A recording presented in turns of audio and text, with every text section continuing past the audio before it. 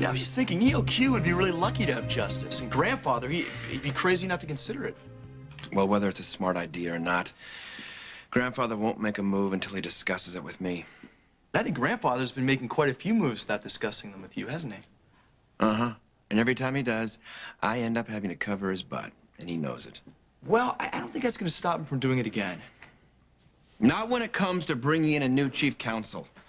I'm CEO. I do the hiring. Oh, really? I don't believe that my father was informed about that.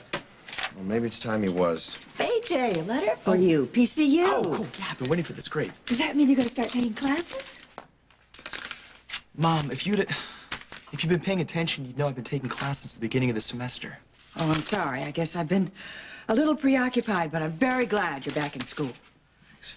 Well, I can't make the same kind of claim. You see, I've seen him abandon his interest midstream too many times, and I don't really believe this is going to be any different. Well, thank you for that vote of confidence, Dad. Alan's right. You know, going back to school is more than just paying tuition. You actually have to go to class every now and then. You don't get to me, Ned. And as a matter of fact, I haven't missed one class in 2 months, and I signed up for summer school. Summer school, oh, that's a great idea. That'll really keep you off the bottle. You can just go and get drunk as a skunk at the fraternity parties. I wasn't drinking last time you accused me either, as I recall. Whether or not you want to believe it, things are different. We'll see how long it lasts. Dad, I don't need your approval anymore. Wow.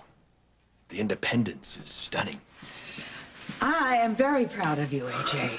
Thank you, Mom. Thanks. That means a lot to me.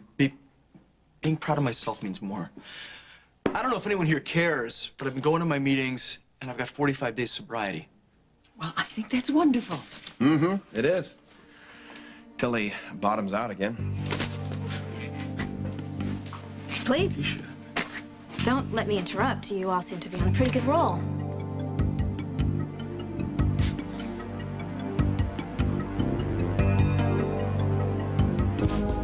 Come on in.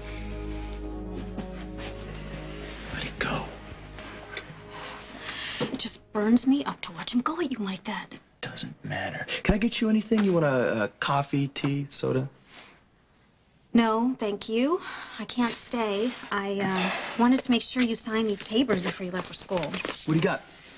Bank authorization forms so that you can start signing checks for the campaign right away.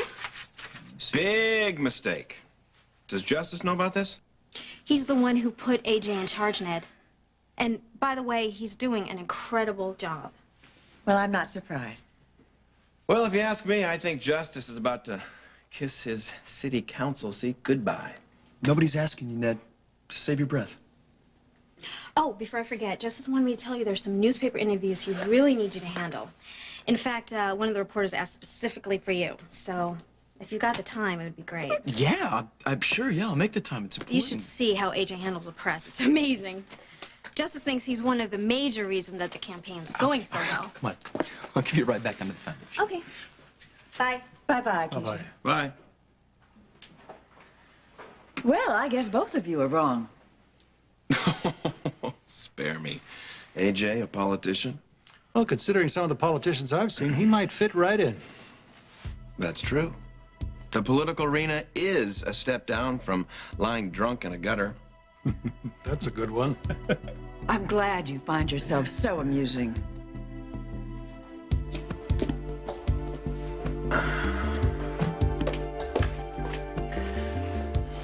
Sorry if I opened the door to the doghouse. Not your fault. I've been there so many times before, it's starting to feel like home.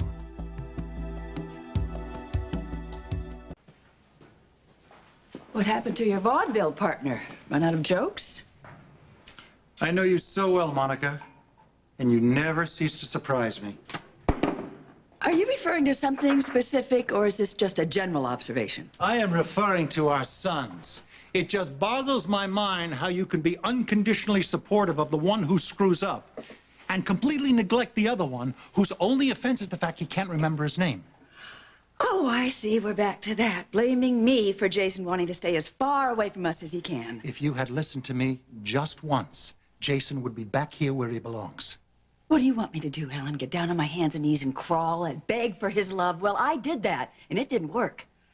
I have tried everything under that sun to reach out to him, and all he does is shut me out time and time again. And Alan, I do know how it feels to be shut out. Don't start, Monica.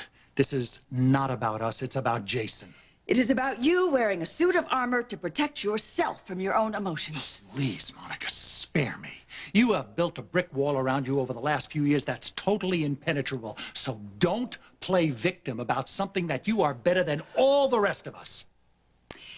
Even if Jason did move back here, you'd still find something to criticize me for. I'm always going to be responsible for something. That's not true. Really? It isn't?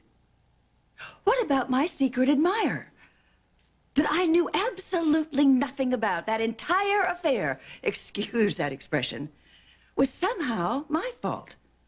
I gave away all the presents, it was all over, but somehow I'm still to blame. I suppose the only thing we have is what stands between us. There are two people in this marriage, Monica, and I refuse to accept sole responsibility for everything that goes wrong.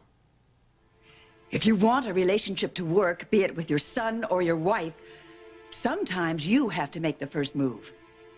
But obviously down the road, you have decided to stop doing that.